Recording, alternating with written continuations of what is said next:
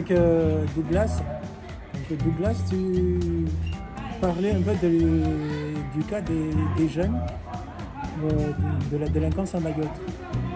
Est-ce que tu peux développer qu'est-ce qui s'est passé? Donc c'est des enfants c'est ça, c'est ce que je reviens là où je disais que c'est les suivis.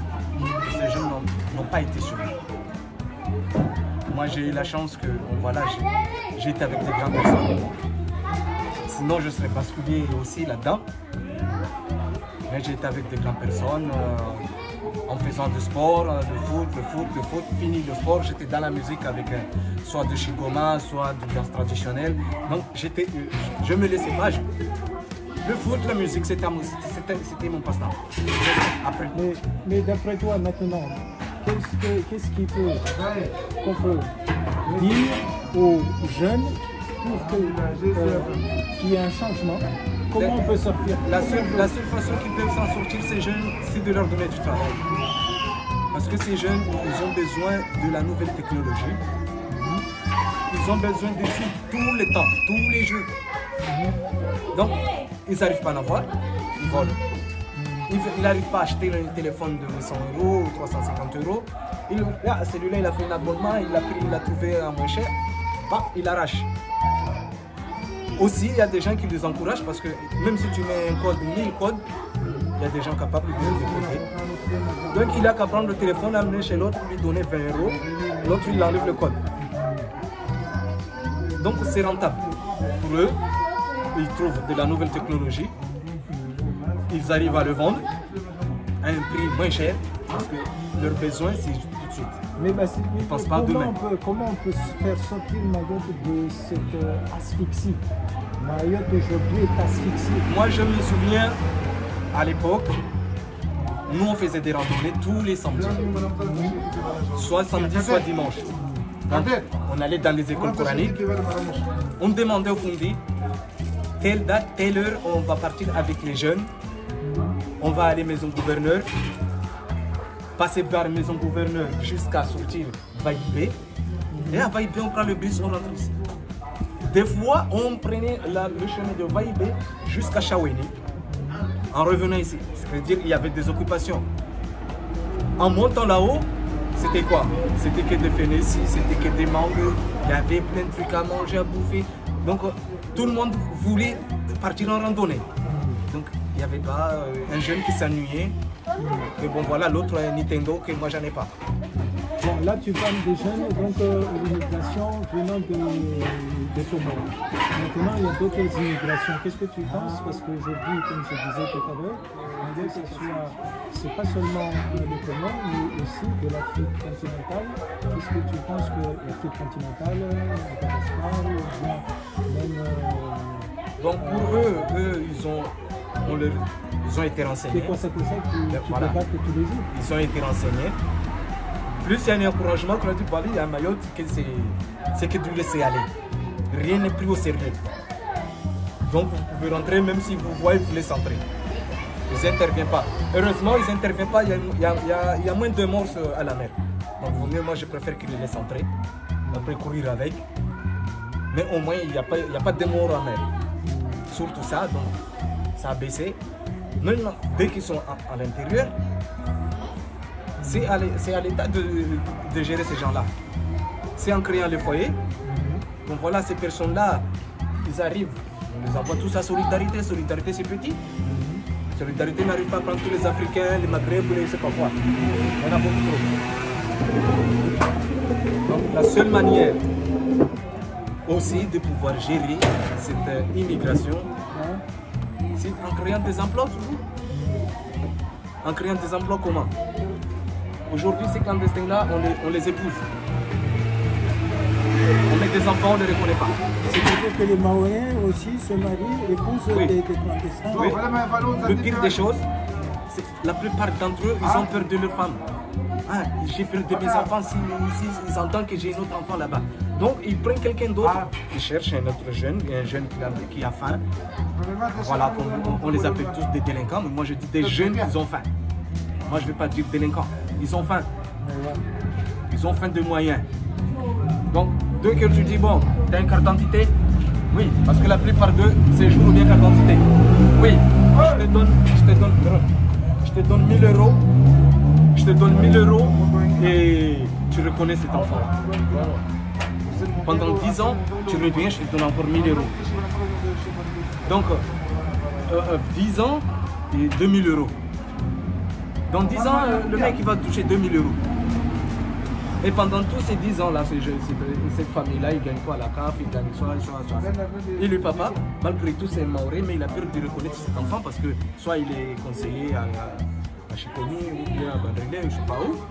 Ou bien lui, c'est un prof quelque part, il a des enfants, il a un parcelle à partager.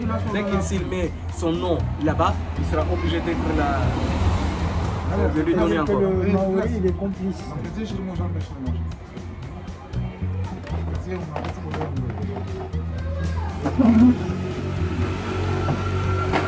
Donc pour toi, ils sont complices. Pour moi, oui, les Maoris, on est complices. Moi, je dis on est complices. Parce que moi, je me mets dedans. Moi, je ne suis pas né ailleurs, je suis né ici.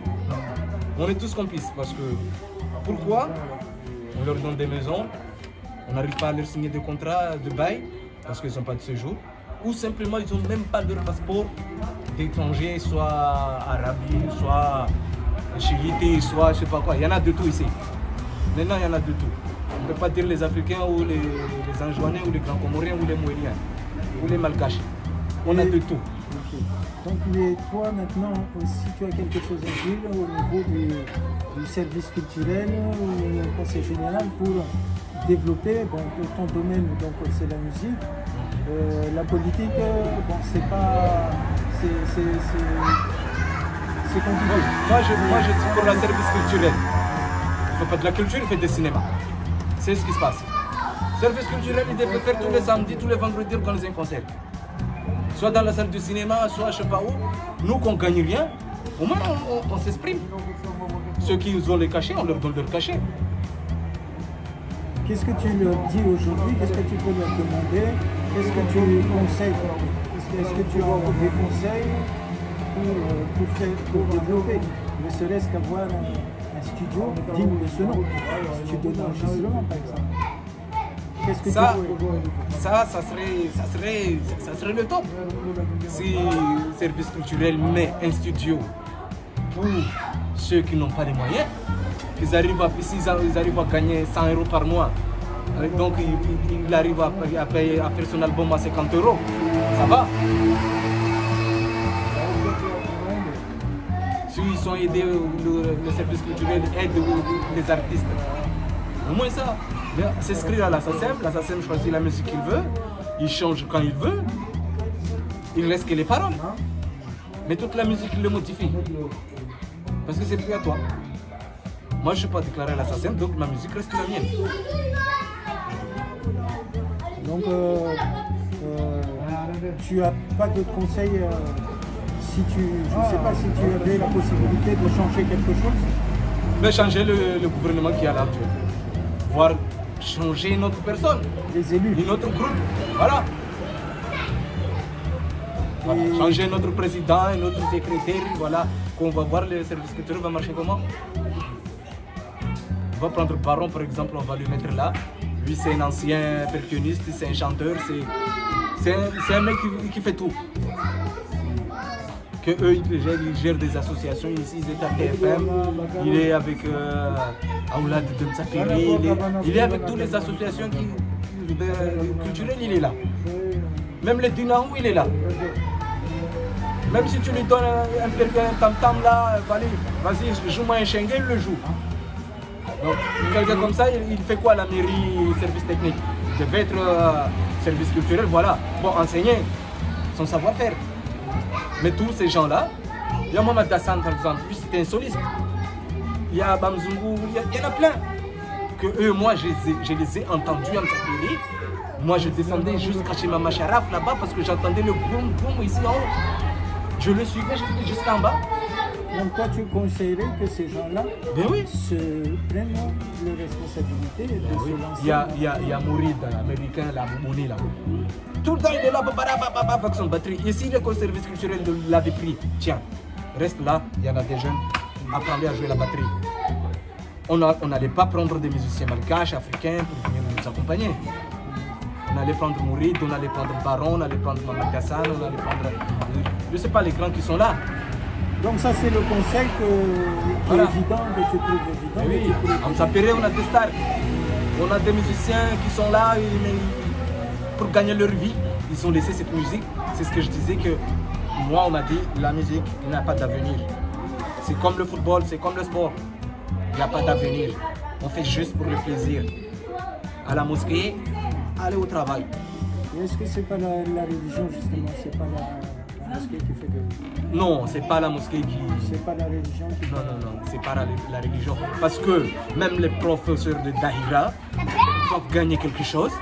Les professeurs de Beba, de Kanza, tout ça c'est des traditions. Tout ça c'est de la musique traditionnelle, mais religieuse. Mais ce n'est pas, on ne voit pas non plus des manifestations, des concerts, en tout cas, c'est pas...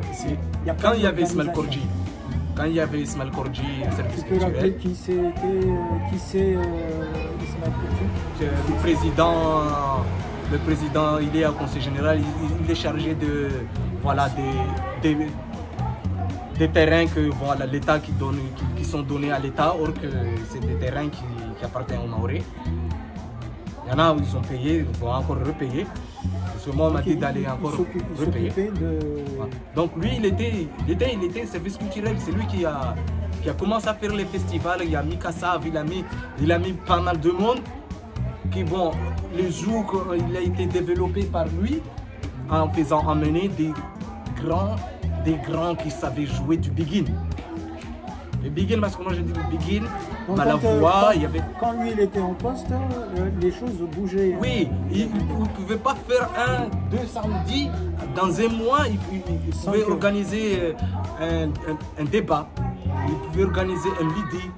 Il organisait pas mal de choses, il organisait pas mal de choses Et culturelles. comment se fait-il donc qu'il n'y a pas eu de continuité, donc une fois qu'il est parti?